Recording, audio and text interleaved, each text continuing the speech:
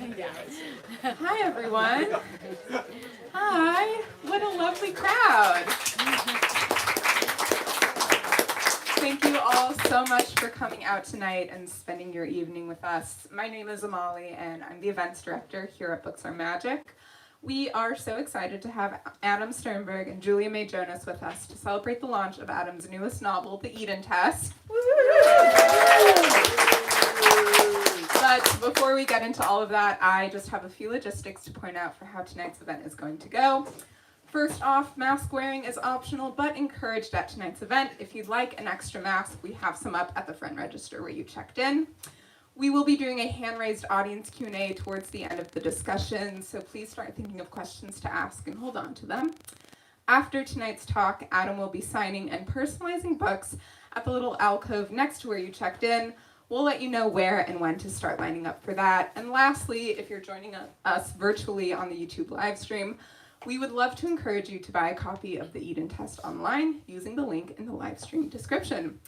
All right, let's get into this and let's talk about marriage. What would you do for your spouse? What would you sacrifice? Would you kill for them or perhaps die for them? These are some of the daily, lighthearted questions that this novel's protagonists, Daisy and Craig, are faced with during their time at a week-long couple retreat in the woods. What follows, as one can only imagine, is a thrilling and extremely entertaining ride, which, of course, we can't wait to hear Adam tell us more about tonight. Adam Sternbergh is an editor at the New York Times. He's the author of Shovel Ready, nominated for the Edgar Award, Near Enemy, and The Blinds. He lives in Brooklyn with his family. And as I mentioned earlier, Julia May Jonas joins Adam in conversation tonight. Julia is a writer, director, and the founder of the theater company Nellie Tinder. She has taught at Skidmore College and NYU, and also lives in Brooklyn with her family. Vladimir is her first novel. All right, without any further delay, please join me in giving Adam and Julia a very warm welcome.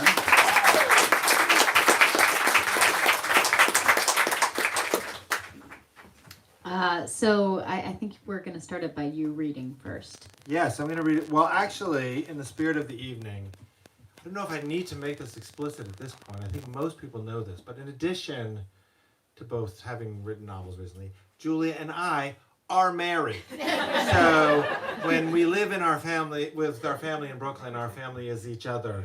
Yes. And a few other smaller humans Yeah. who are at home tonight. But in the spirit of that, because I wouldn't say either of our novels are primarily about marriage, although maybe mine is a little I bit think more. yours is. Okay, well, we'll get into it. It's already getting a little competitive.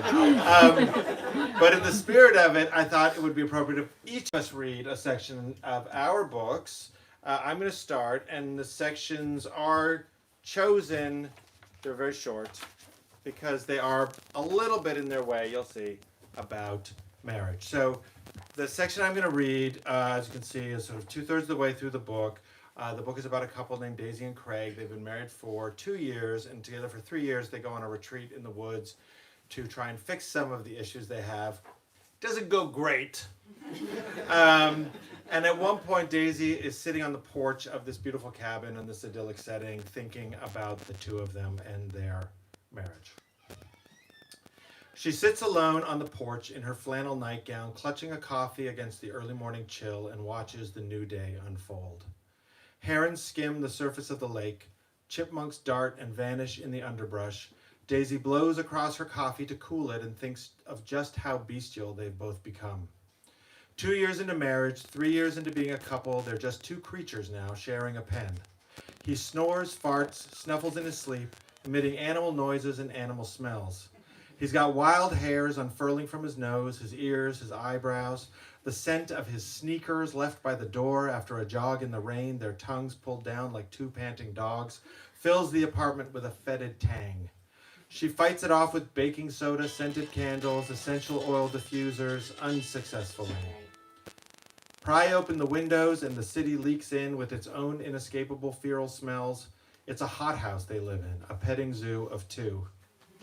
It's not just him, she knows that. It's her too. It's the clogs of hair she pulls from the shower drain like some tiny twisted sea creature, a baby kraken hanging limp and damp from her fingertips. not to mention all her own stray hairs in surprising places, her collection of razors, tweezers, and creams to burn and blanch and bleach her body like scorched earth warfare waged daily on herself. Like animals, they live together. They curl together in their lair, no longer ashamed of their noises, their scents, their growths, their selves. They're like the first two humans, she thinks, like Adam and Eve discovering their bodies in the garden. Imagine what that was like, she thinks. The first and only humans on the planet, left alone to roam, to live in paradise under a watchful eye. The two of them in love without even having a word yet to describe it, without the knowledge of the difference between good and evil.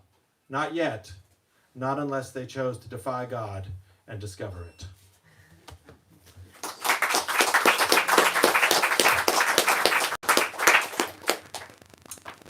So my section, I think the only thing you need to know is that she's talking about her daughter.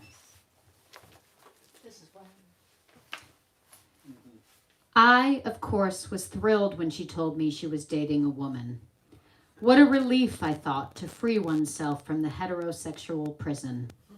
Straightness, the predictable container in which all possible outcomes seemed already etched in stone. Happiness, unhappiness, complacency, strife. A life in which we were all operating inside of a story already told, even as we sought to live an authentic existence. Even as we tried to say to ourselves that it wasn't who we mated with, but the quality of the thoughts in our brain that made us radical, we knew that the patterns of our life were the patterns of our parents, were the patterns of all the dim, sorrel-chomping sheep living unexamined existences in all the homes over all this thoughtless, anti-intellectual country. We knew the stuff of our lives was the stuff of normalcy, and how normalcy and its trappings and expectations were always there. There would always be couple friends who were a bit more square than you, who you would have to play some hetero game with. There would always be family who would ask the women to do the dishes while the men played chess. How fortunate for her, I thought, to be able to evade all that. She told us she was queer, attracted to men still, and that she would appreciate if we didn't label her one way or another. She was Sid. Fine. As long as whatever she chose, she wouldn't have to take on the identity of the anxious woman who got dinner on the table while the men sat on the porch. As long as she didn't have to act the part of the school marm to a good-natured rascal of a partner who did whatever he liked and was loved more because of it. And if she did choose to cook or clean or worry, at least she could maybe do all those things for a woman who understood, not a man who, by virtue of being born with a thing between his legs, had absorbed from an early age that it was all right to sit back and enjoy being served. He sanctioned that passage. Hopefully we've seeded some interesting questions now for the question and answer portion of the evening, which will come later. All right. So I am actually moderating this conversation. So we both read some passages that talked about marriage. I would say marriage is a situation in my book, but it's not its subject. Your book, I would say, is very specifically about marriage. The couple, Daisy and Craig, are on a retreat to save their marriage. So I actually don't remember, because of the length of this project, like where that started and how that started for you, and what made you start writing about that in particular.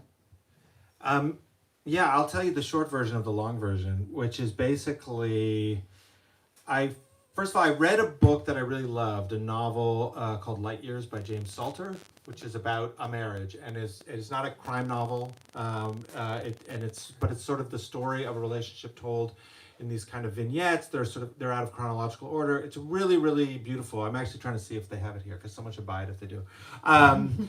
And it got me thinking about the idea, because what I write are crime novels, and I started thinking about the idea of like, what if Light Years but with murder? And so, and then I was thinking about, I had an idea for a story. You know, we have young children, and when you have young children, something that causes you a lot of anxiety is the idea of something happened to your young children. So I had this notion of a story, and I started working on it about this couple and the mom is at a playground, and the husband is coming to meet her, and he's on his way to tell her that he wants to break up. He wants a divorce, which is also how the Eden test starts. That's not really a spoiler, but and she's with their young child. And then I had this notion too about this other character who was maybe the superintendent in their building, or maybe their neighbor, who was kind of an older gentleman who it was unclear whether he was their ally or their adversary. And so I was working on this. I actually wrote the first couple chapters of it, and I realized very quickly that I could not write a novel. Oh, and so the idea was that while she's at the playground waiting for her husband, their daughter disappears. And suddenly, and so the idea was that while they're trying to figure out what's happened to their daughter, that you sort of learn about their backstory as a couple and everything. And what I realized was two things. I couldn't write a book about a kid disappearing.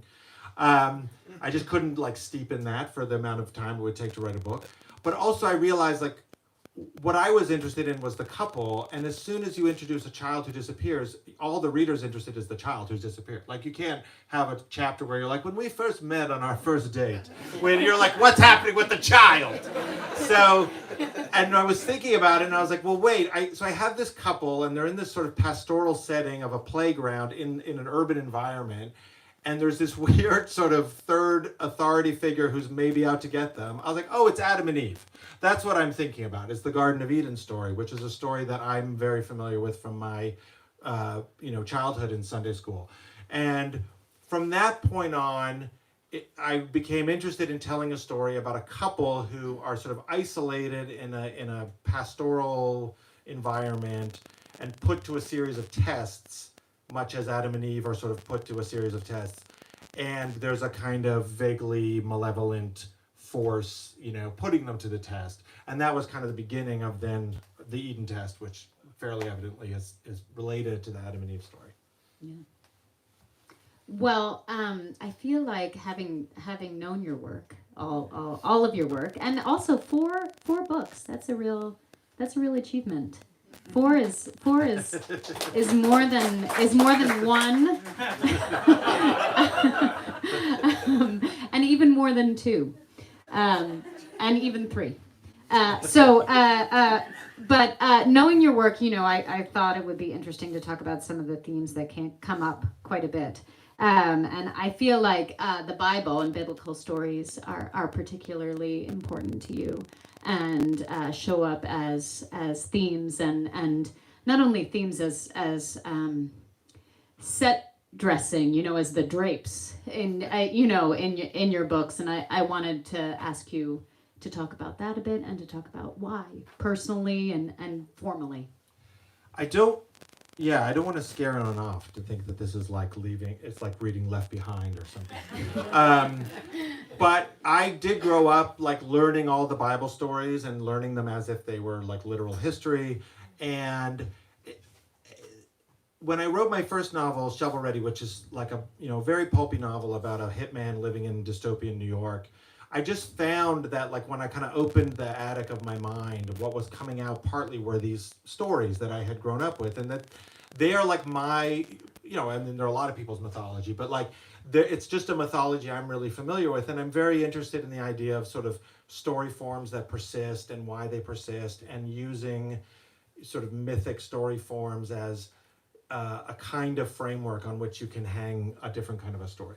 So, but I'm a little bit resistant to it too, because I do think it sort of can turn people off because they think, again, it's like you're reading some sort of religious tract.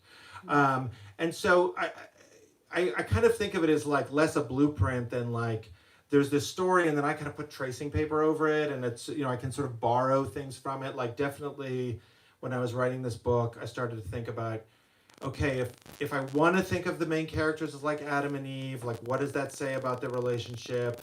There is, there's this sort of foundation that runs this program. If I think about that as being sort of like God, then there needs to be, then who in this story is Satan, right? And there's a character in the book who I think is fairly evidently like the Satan character.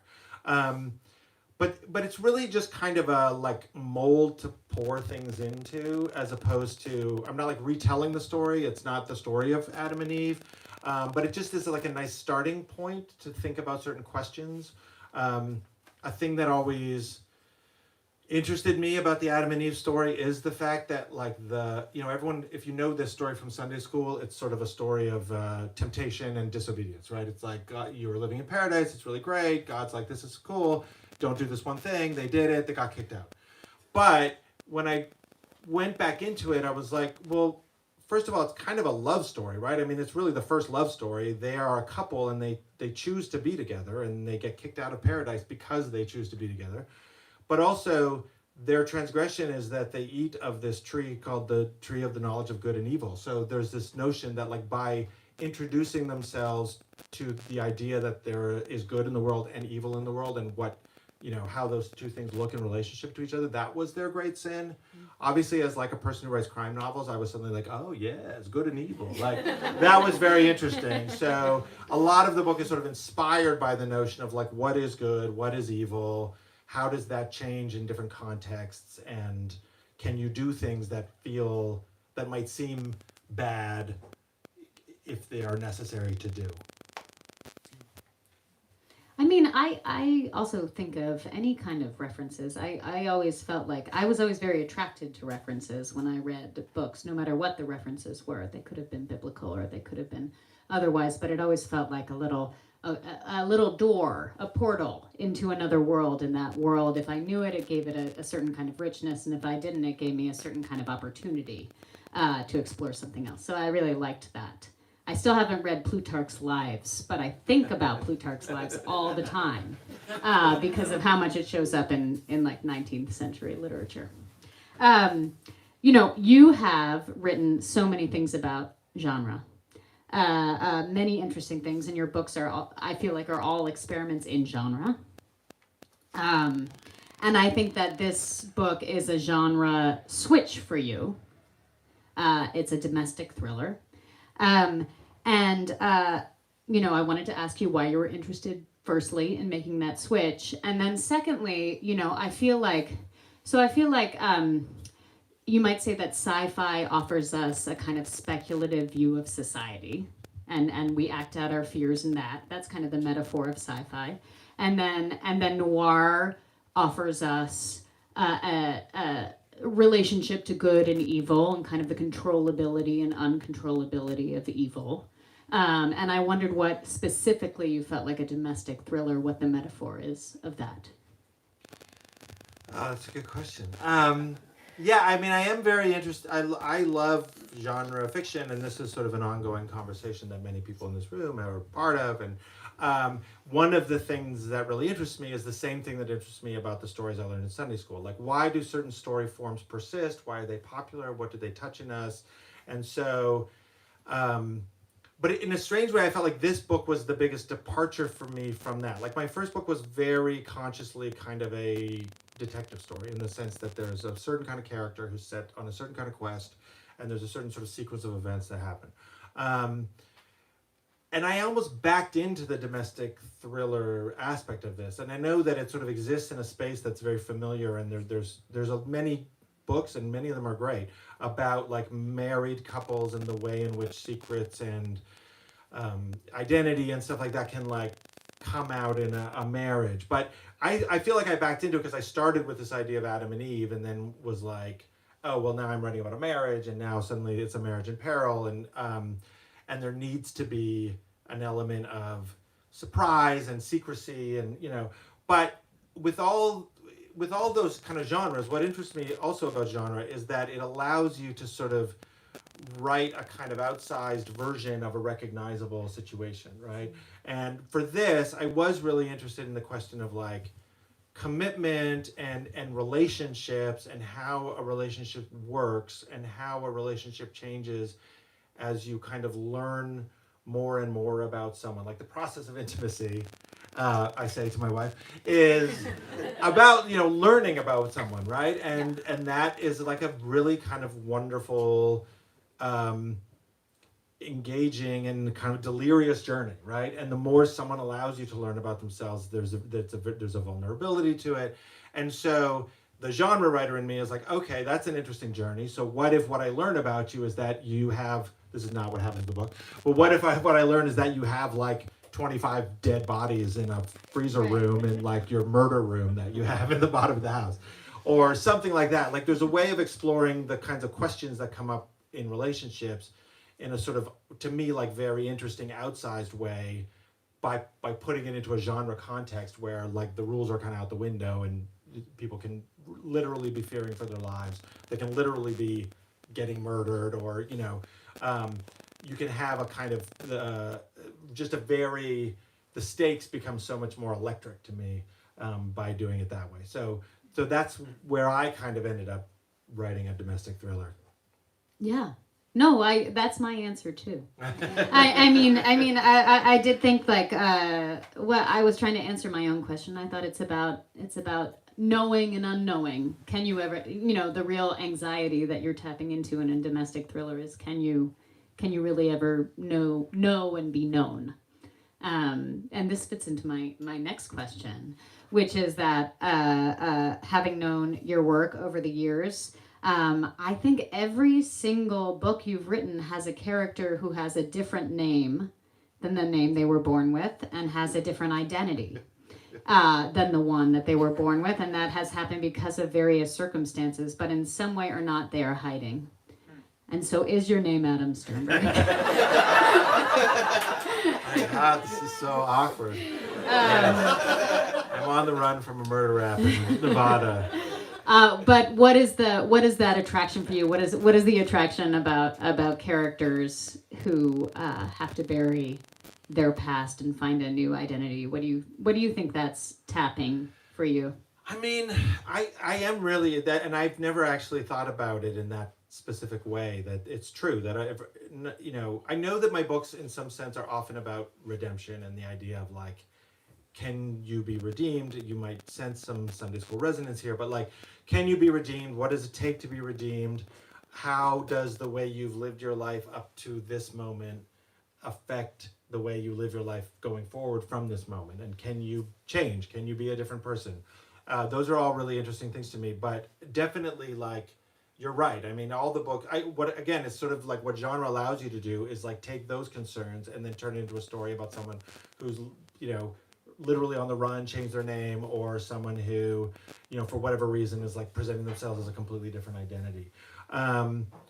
I do remember, again, God, this is getting really like churchy and I apologize, but I do remember a story that really like struck me as a kid is the story about Paul the Apostle and how he was walking on the road and he used to be like a bad guy named Saul. It's like really a kind of a weird story, but he was kind of this bad guy named Saul and he was walking on this road to Damascus and then God showed himself to Saul and was like, you're bad.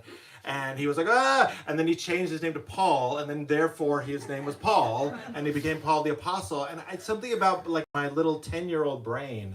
I was really struck by that idea that you could somehow change like in an instant, and become a totally different person. So clearly that imprinted on me in some way, and it does lend itself really nicely to crime and noir. Because the idea of like, oh my God, you're not the person you claim to be, or something like that, is a really kind of compelling idea. So, but I think it all just comes back to that notion of redemption and like looking backward at your past and then looking forward at the future and figuring out how best to proceed given what you understand about yourself and the things you've done and the things you've been responsible for, and to what extent you can shed that baggage. That's interesting. I mean, again, I have my own answers to your questions, to the questions I'm asking you. But I also feel like from a psychoanalytic point of view, I feel like you, as a growing up evangelical, which you did, felt like you were a certain kind of person. Evangelicals in the house. No. You felt like you were a certain kind of person in church. Oh yeah. And a different kind of person in your school.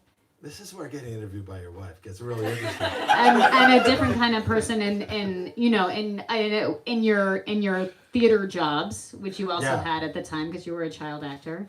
Yes, it was child actor. So I feel like I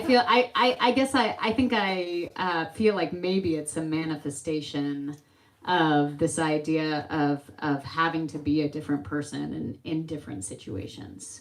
the necessity of being someone different. Oh, definitely. I mean, yes, I think the idea of persona was something very interesting to me from like a really young age, you know, and the way in which you present different selves in different situations. And, you know, like many writers have sort of touched on this based on their backgrounds and sort of the idea of passing in a certain situations and stuff like that. And it was something that I thought about a lot as a kid and had a very strong sense that like you're expected to be a certain way here and you can be a different way here, and actually you don't want to be the same person because you're, you know, these people don't want you to be this person and these people don't want you to be this person. So sure, I think that's absolutely true. And I think now I'm going to like steer this a little, but you mentioned the child actor thing. You know, something that kind of grew very rapidly so the character of Daisy in the book is an actor. And something I got really interested in as I was writing it was the idea of theatricality. And I think those two things obviously dovetail, right? Like the idea of performance and persona are very closely related. And you are a theater artist. It's true. So I don't know, I feel like we should talk a little bit about theatricality, both in this book and just in writing fiction and how it can be incorporated into fiction. Oh yeah, I mean, I think there's like a bunch of different ways to talk about it. You can talk about it in terms of like the form of what you're doing, or you can talk about it in terms of the way of accessing characters. How do you want to talk about it? I mean, the way that I got interested in it in this book is the sort of notion of, again, like relationships and performance and the extent to which there's a sort of performative nature to a relationship. You know, many people have observed that the act of falling in love in the beginning is like you're kind of falling in love not with another person but with the other person's idea of who you are, right? And so that, you know, there's a very, to me, like obvious parallel to the notion of performing, going on stage, losing yourself. The character of Daisy talks a lot in the book about how seductive that is to her, like the idea of just walking on stage and being able to leave the world behind, become a totally different person. Again, it's that idea of like shedding yourself, right? Yeah. But also, you know, every crime novel in a way is a piece of theater because it's all about misdirection and sort of performance. And so to me, it was like a really fun thing to play with. And I wonder with your book, Vladimir, and I have one more question about Vladimir after this, but like, to what extent did you feel like there was an exploration of theatricality in that book? Because it's not explicitly about theater.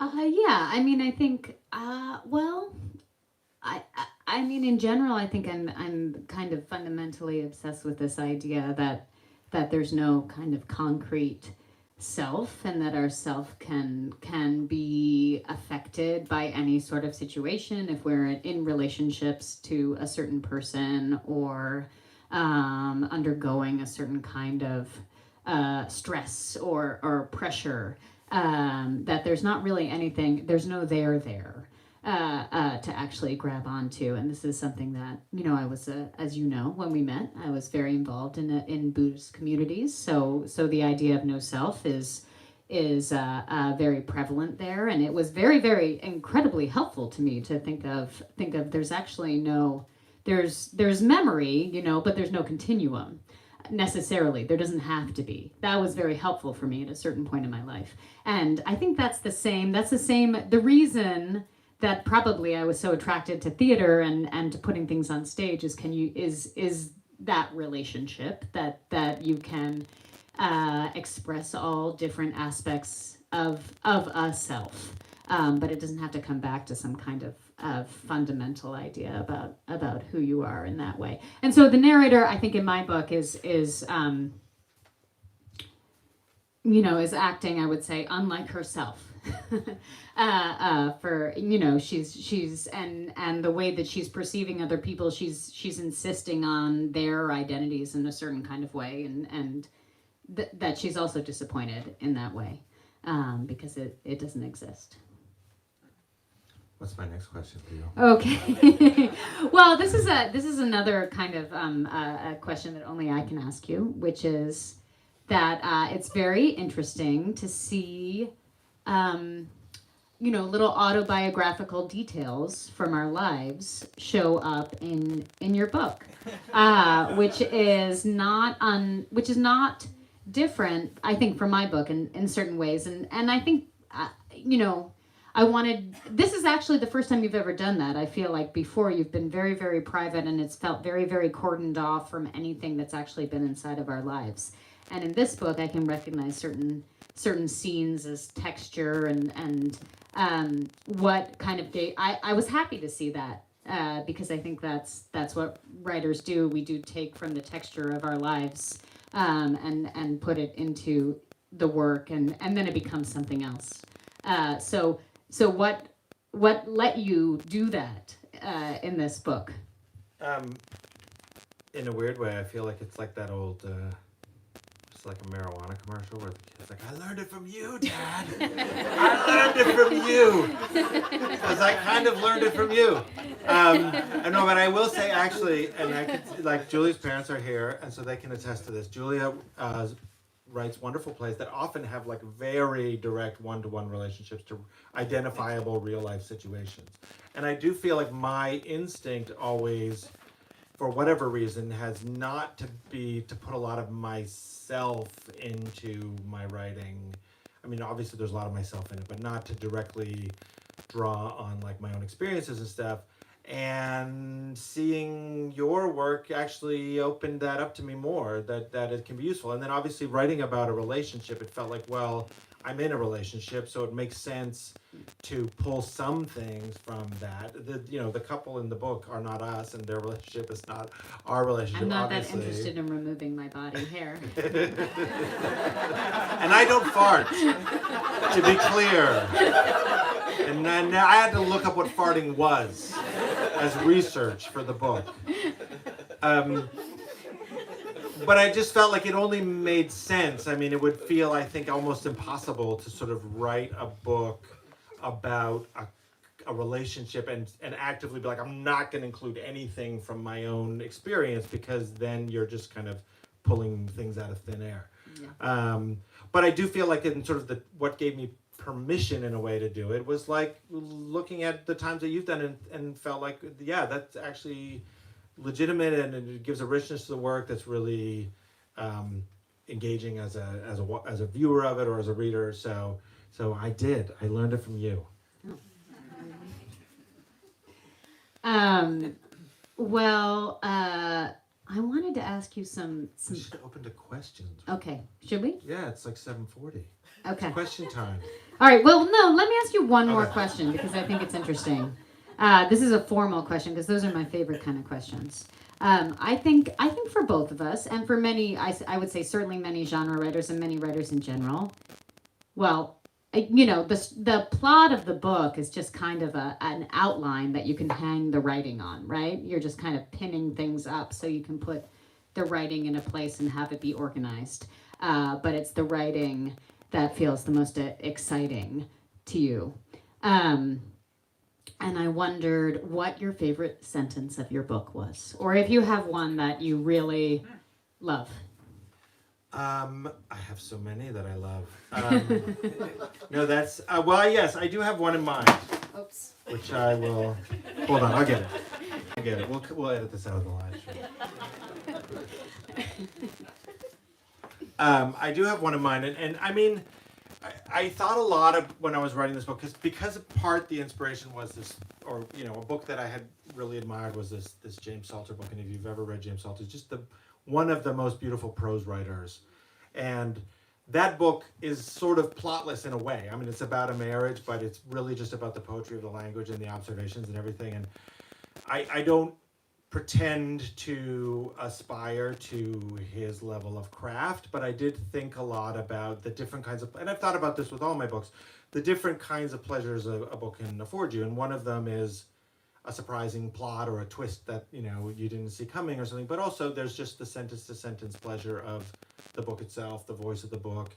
Obviously, if there's well-drawn characters that you care about, that's another kind of pleasure. And so I'm always trying to be conscious of touching as many pleasure centers, as I can, right? And I do get frustrated sometimes where I read books that I feel like they've kind of given up on like certain pleasures, because there's a certain kind of book that I read, which I call the Jack in a Box, which is like you turn the handle, you turn the handle, you turn the handle, this kind of annoying music's playing, and then pop, something happens, and you're like, oh, I get it, this was the thing I was waiting for the whole time. But the act of turning the handle is not that fun, right? And you don't want to go back and turn the handle again. Like once you've done it, you sort of got it, and you kind of discard it. And so I was really conscious that there's certainly, I hope, moments in this book that feel like the pop, that feel like a satisfying twist or surprise, but I also want the act of turning the handle to be pleasurable. I want the music to be lovely and engaging. So having said that, here's my favorite sentence, or one of, I think I could actually remember it, but I'll let me see, so I don't misquote myself. Hold on. So there's a scene where Daisy is in the, oh God, now I'm not gonna be able to find it. Sorry. No, I know it from memory. There's a scene where Daisy is, she's an actor, as I mentioned, and quite a lot of her story has to do with her sort of relationship with performance. And there's a moment in the book where she's alone, and she's in the bathtub, she's in the clawfoot tub having a bath. And there's sort of some things revealed in that scene about what's going on between the two of them that hopefully you haven't seen before. And it's also an interesting moment for me of interiority for her, because a tricky thing in a book like this, I find quite tricky actually, and if anyone here who's writing books like this wants to help me understand how to do this better, let's talk. Which is, you want to like get in the heads of these characters and to give a sense of what their motivations and what their interiority looks like, but often there are things that you as an author are purposefully obscuring and hiding so that you'll have those little jack-in-the-box moments later. But this was a scene I really liked because it gave me a chance to kind of linger on her. She was alone. It wasn't about how she was interacting with Craig. And she dunks her head under the water at a certain point. And I was thinking about that sort of sensation of putting your head under the water and that sound you get in your ear, right? That rushing sound. And so the sentence is something like, she dunks her head underwater, the rush in her ears like the loudest ovation. And I quite liked that simile, like the idea of that moment of sort of solitude and isolation as she goes under the water, also conjuring for her being on stage and the sound of the applause that she gets because she's a very good actor. And so the that sound, rush, yes, ovation. Yes. So writers know. Good sentence. Yeah. What is your favorite sentence from Vladimir? Well, I have one that I always think about with delight, mostly because I learned about this word in the process of writing the book. So let me see if I can find it. I actually know where it is. It's easy to find. I'll put down my notes. But I was reading this very bad John Updike book, A Month of Sundays, which nobody has really, I don't think, has anyone read A Month of Sundays? You don't need to. But he uses the word concupiscent about 10,000 times in the book. And I had not had much facility with this word before I had read that. But then I grew to have familiarity and facility with it. So I always think about this. She's talking about a grad student who walks in on her and her husband who are just talking. He didn't answer and exited wordlessly, his chin pressed to his chest, breathing heavily through his nose, as though he had caught John and me half-dressed amid some illicit act of concupiscent commingling. Thanks, John Updike. I think now we have to open it to questions. Yeah, let's open it to questions. This is your chance. Yes. I was lucky enough to read this already and loved it so much, but it struck me that it's very much a social thriller in the Ira Levin tradition, and that it couldn't have been written this way 10 years ago or 10 years from now in terms of the feeling about the sort of tensions and vibrations in the air about heterosexual marriage. And I wonder if you could talk about, do you feel that it very much came from a moment in the culture, or is that just my projecting? I thought you were going to ask about the COVID thing. Yeah, I mean, I was just thinking back. So I started this book in 2019, in January 2019. And it's funny you mentioned Ira Levin because, as I think we've talked about before, I did go back and reread Stepford Wise because I was very interested. So Ira Levin wrote like 5 books, all of which were turned into sort of iconic movies: Rosemary's Baby, Stepford Wives, Sliver, I think, maybe less iconic, but I was very interested in like the idea of, I was reading a lot of books about people going into sort of hostile environments. So I read Stepford Wise, I read the novel that Straw Dogs is based on, and I started this in 2019, and it's really interesting, and I've talked to a bunch of writers, including Megan, who's a fantastic writer, about these sort of books that we've all produced at this moment, which are kind of in this similar frequency, about couples in isolation.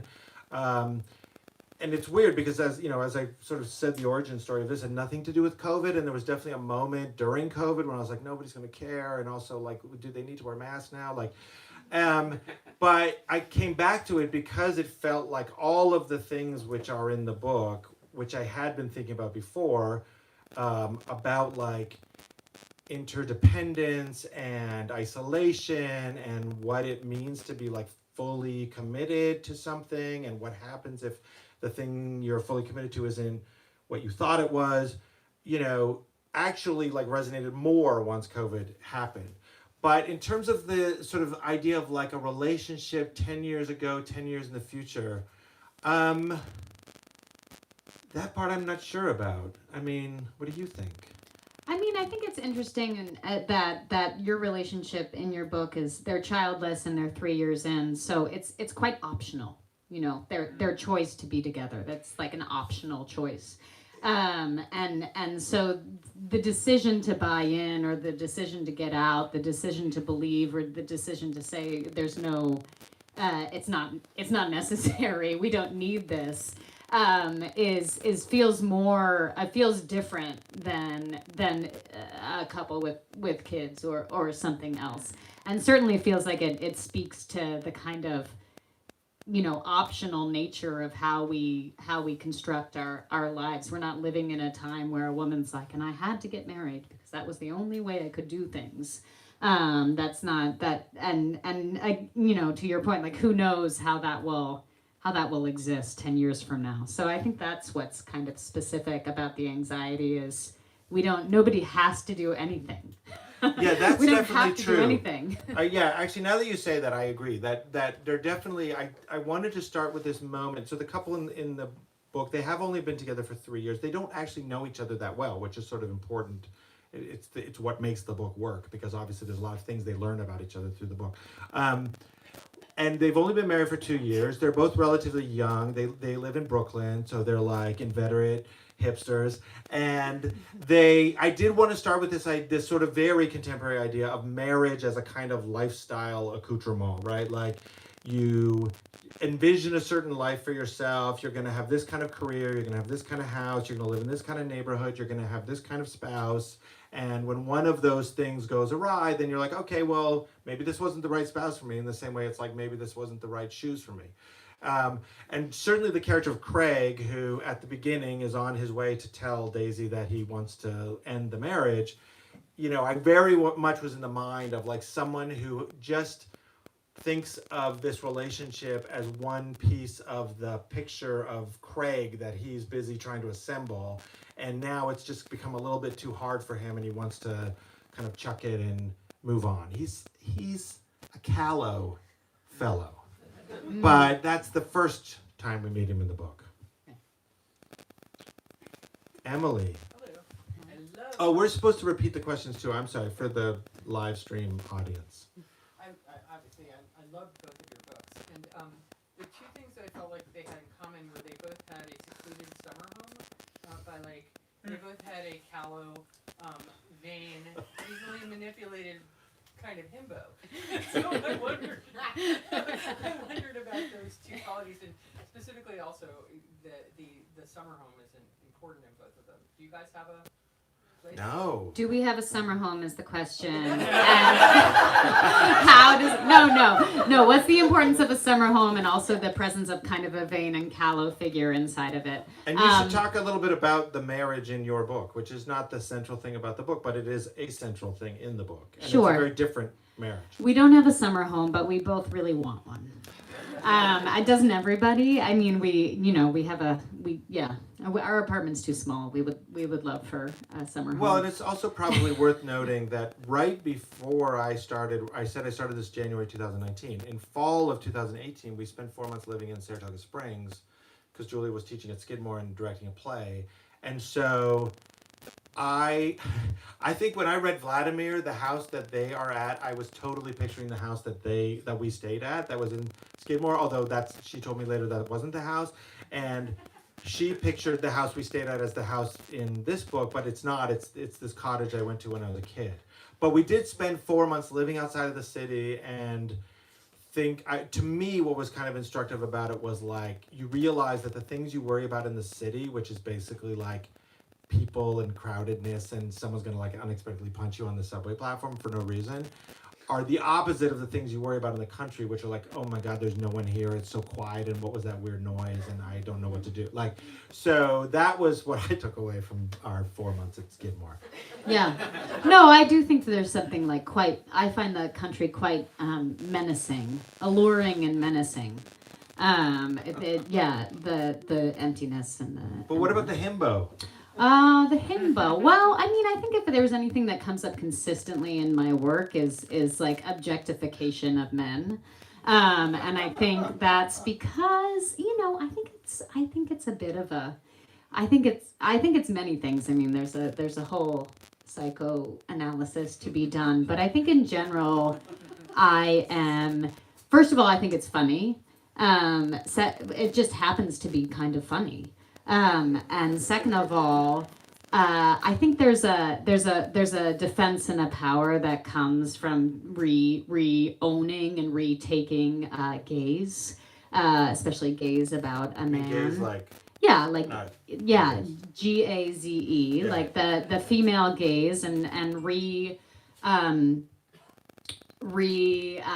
orienting an idea of kind of lustfulness and appraisal inside of a woman's eyes. And I'm always simply drawn to that. I mean, this is a very funny thing, but whenever I walk by construction workers, under my breath to no one, I say, "Hi, boys," but that's just because I really want to feel like I would be the kind of person who thinks that way. Not because I actually feel that way, but I enjoy that stance. I enjoy living inside of that stance, and so that's why I think there are himbos inside of my books. It seems like you are that kind of person. But I'm not, because I don't say it, I just think it. But that's like the construction worker whistling and then being like, I'm imagining I was the kind of person who would be. I'm living inside that construct for a moment. Yeah, it's self. Yeah. What is it? Anyone else? Sam.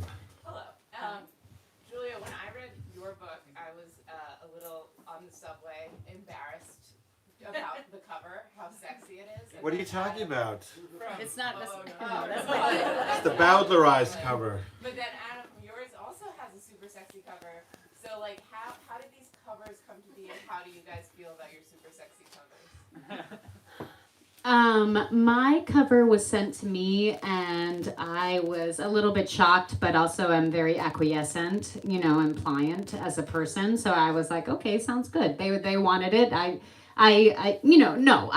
actually really loved my cover and loved how bold it was.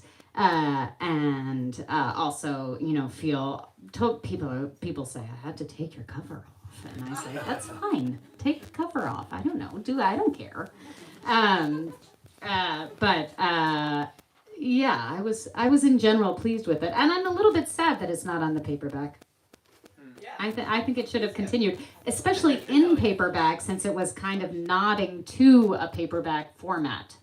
But romance, the funny thing about my cover is that sometimes people say, like, I thought this was a romance novel, and I think from when? From the 1970s? Like romance novels are like women painted with a suitcase and a wine glass, you know, or like it doesn't look anything like modern day romance novels. So,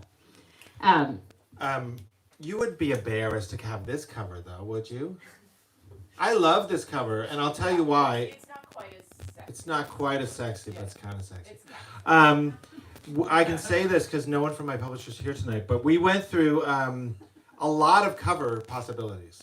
There was a lot of discussion about the cover, and they had some really great ideas, but the sort of initial problem, was that when you have a book about a couple in the woods in a cabin, like what sort of suggests is some sort of cabin in the woodsy kind of thing, but like as soon as you see those, it just didn't feel like the right vibe for this book, and also just felt really, really familiar, and it's just really a hard concept to do at this point.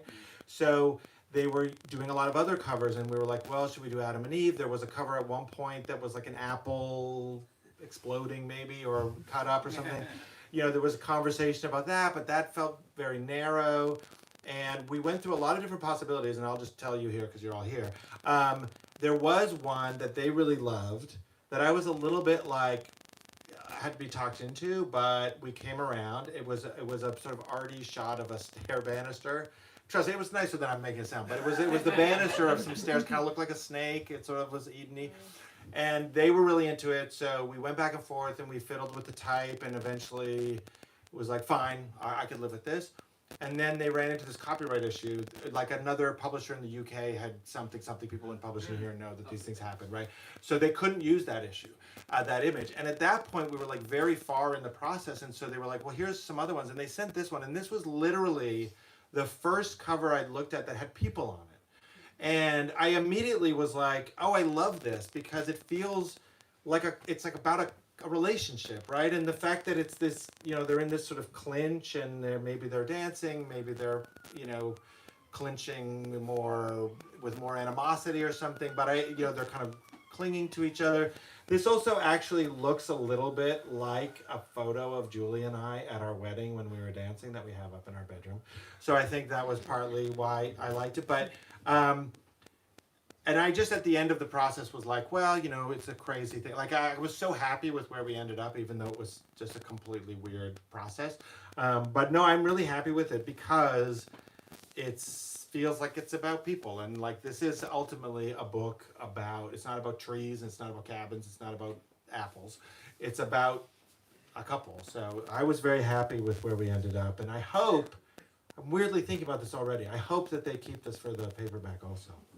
If not, I'm going to steal your old cover and put that on my paperback. The UK good. publisher for Vladimir switched to the US hardcover cover for their paperback because they liked it. I loved that cover. So.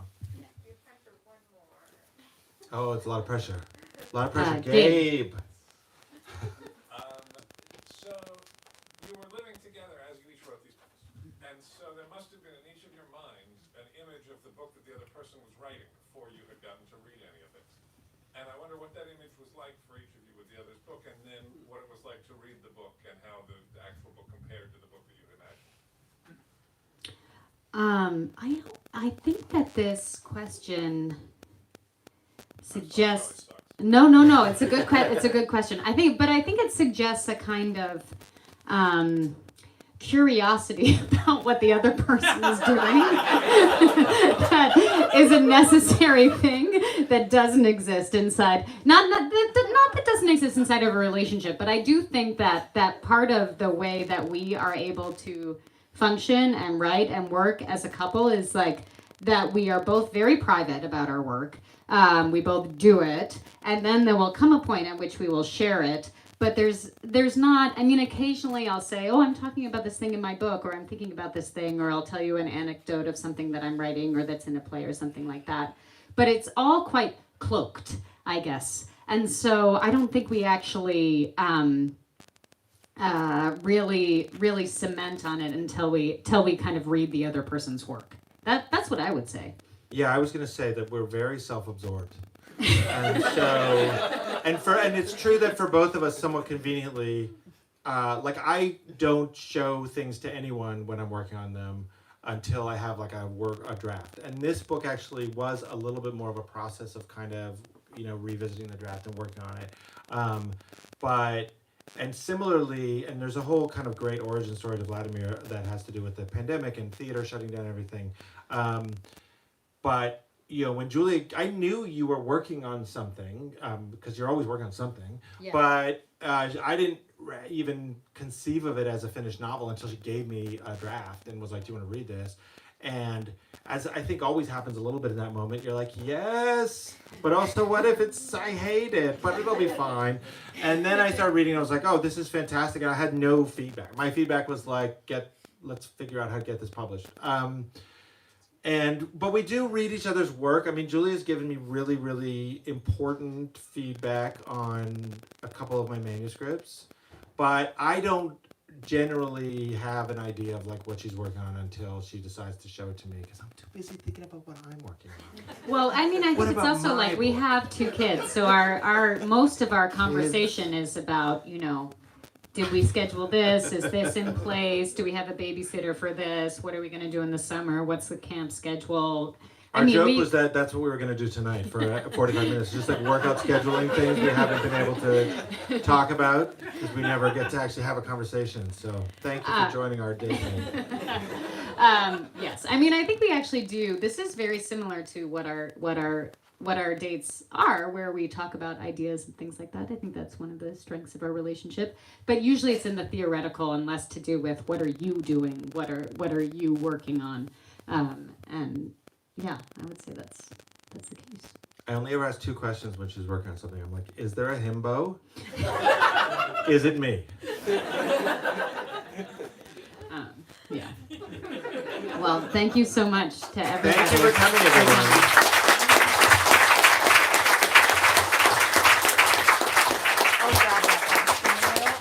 Thank you all so much for joining us tonight. Thank you to everyone who asked questions. Thank you, Julia, for moderating this wonderful discussion. And of course, thank you, Adam, for celebrating this fantastic launch with us. All right, a few reminders. If you're still with us on the YouTube live stream, you can buy a copy of the Eden Test by clicking the link in the description.